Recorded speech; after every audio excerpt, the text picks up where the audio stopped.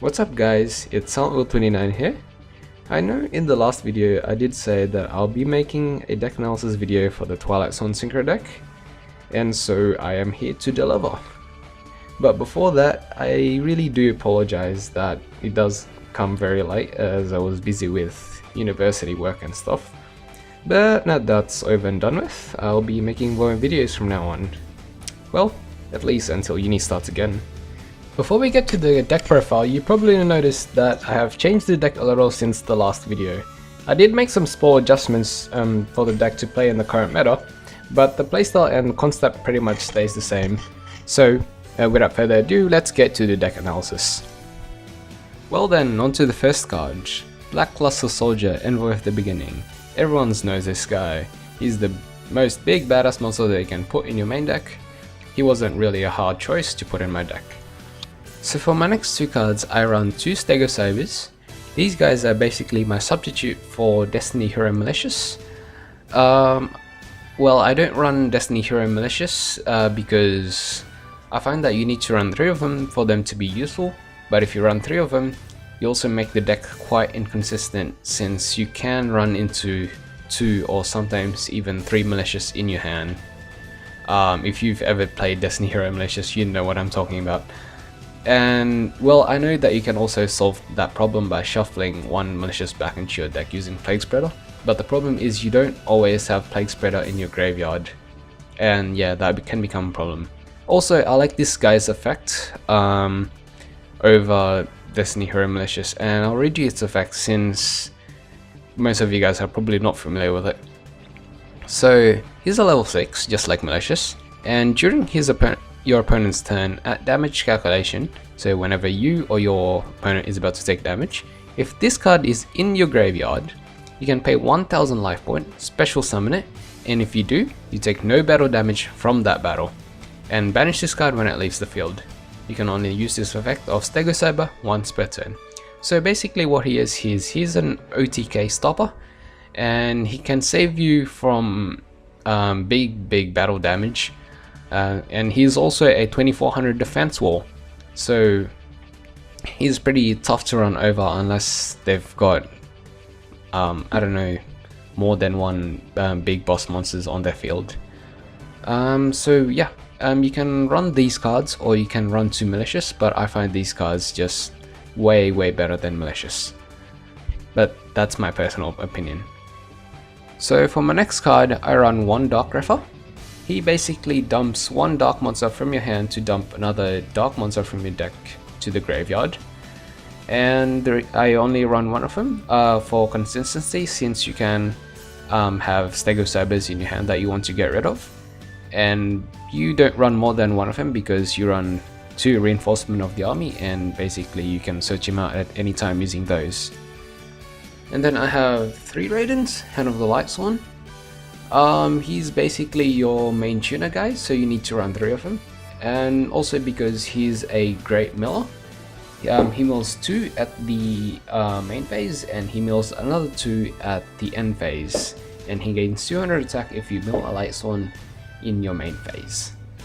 So yeah, you want to get him out as fast as possible, either in your hand or in your graveyard, because he is basically the main target for Lumina. So for my next set of 3, I ran 3 Lilas, the Light Sworn Sorceress. She's great for popping back rows or just baiting it out, so if they only have 1 set card and you summon Lila, and that set card is a Bottomless, Torrential or a Compulse, they'll definitely activate it before Lila gets to pop it. And she's also a great miller. She mills 3 at the end phase, and the reason why I run 3 of her, unlike most decks which run 2, is because I don't run Soul Recharge.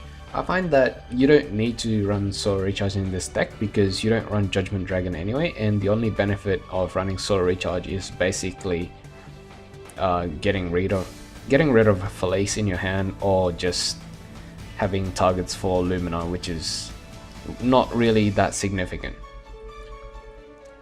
So for my next card, I run 1 Erin, the Lightsworn Monk. She is basically your greatest counter against floaters, and the most relevant example I can think of right now is the Yang Zings. So if you know your opponent is playing a Yang Zing and they set one face down defense position monster, it's probably a Yang Zing, so you just summon Erin and she'll kick that Yang Zing back into the deck, and the Yang Zings won't get any of their shenanigans and they'll be sad. And she's also a great miller. She mills 3 cards at the end phase, just like most other Light Sworn. And then we have Honest. Well, you run a half-light deck, and basically most of the time you have a light monster on the field, so this guy is just great for whenever your opponent just never expects it, and you just drop Honest, and they basically lose a monster, and they also take big damage. And then also one Summoner Monk, because I feel that this deck needs a little bit more summoning power, and you do run a lot of spells, and sometimes you don't need all those spells in your hand, so you just ditch one using Summoner Monk, and then go for Raiden or any other level 4s if you want to Synchro or XC. And then we have 3 Luminas, the Light Sworn Summoner, because she is basically the summoning engine in this deck. Usually you go for Raiden, and then you activate Raiden's effect, and then finally you Synchro into Michael, the Arc Light Sworn. And you do run 3 of her because she's that great. I used to run 2, and I find that sometimes you just kind of miss her if you only run 2. And then next you have the Necro Gardener. 2 Necro Gardeners. 3 would be kind of inconsistent, and 2 slow. Well, not inconsistent, just too slow. He's a Dark, and you can search him out with Reinforcement of the Army. And he's basically great because it stops your opponent from attacking your monsters or killing it, or just saving you from big battle damage from a direct attack. And so yeah, for my next cards I run 2 Plague Spreader Zombies. I basically use this guy mostly in combination with the the Stego Cybers, and you go for Beals or any other level 8s. And then 1 Raikou Hunter, because I feel that this deck is a little bit slower compared to most Light Sworn decks. I'll be honest with that. It is a little bit slow, and sometimes you just need something to store or just something to, you know, just kind of clear out your opponent's field. And just one of this guy will do. And he also mills 3 cards whenever he gets its effect. So that's pretty good. And then next I have 2 Reinforcement of the Army. This card can basically search out any warrior in the deck, and the targets for that is the Dark Grapher, the Raiden, and the Erin. Oh, and also the Necro Gardener if you happen to want to ditch it from your hand using Grapher's effect or Luminous effect. Then on to my most favorite card ever, the Miracle Synchro Fusion. This card is basically a Miracle Fusion, but not for heroes, but for Synchro monsters. So this card removes from play from your side of the field or the graveyard the fusion material monsters listed on a fusion monster card that lists a Synchro monster as a fusion material monster, and special summon that monster from the extra deck. So, and well, basically what I use this for is the card I will show you later. And this card is also not entirely useless if you don't have any Synchro monster in your graveyard. You can basically set this card, and if your opponent destroys it, you get to draw 1 card. And then we have Mind Control. I find that this card is a really great card because you take 1 monster from your opponent's side of the field, and then if you happen to have a tuner, you can Synchro with it if it's not an XE monster. And if it's a level 4, you run a lot of level 4s, you can XE into one of the rank 4s that you have. Either that, or you just take the monster and attack for game. And then next card, we have the Soul Charge. So it has a hefty cost of 1000 life points per monster, but you can monster reborn as many monsters as you want, as long as you have the life points. And since you do run a lot of Synchro monsters, you benefit a lot from this card if you have a lot of Synchro monsters in your graveyard, because most of the Synchro monsters can either remove or protect themselves on the field. This card also has a downside where you can't conduct your battle phase, but since most of your monsters can protect or remove, then that's no problem at all. And then we have the staple Charge of the Light Brigade. This card is sadly limited to 1, but it is the only searcher for any Lightsworn monster in your deck. And then we also run the 3 Mystical Space Typhoons. This card is very essential to this deck because in the current meta you do see a lot of annoying continuous traps such as Skill Drain and Vanity's Emptiness, and unfortunately this deck does lose to both of them. You do run 3 of them because if you run to 1 of them, you always want to have an MST in your hand or on your field ready to be activated, or otherwise you'll be very sad because you basically lost to a single card. And if you hate the back row even more, which I do, you run 3 Forbidden Lances because you want your boss monsters to appear on the field and do their shenanigans, and these cards just help with that. Either that or you protect your smaller monsters from being attacked by bigger monsters by reducing their attack by 800. So this card is very useful in both senses, and I would not run, well, at least I would not run less than 3 of them. But that's my personal opinion. Next we have the traps. 1 Beckoning Light, because well, all your good monsters are light monsters.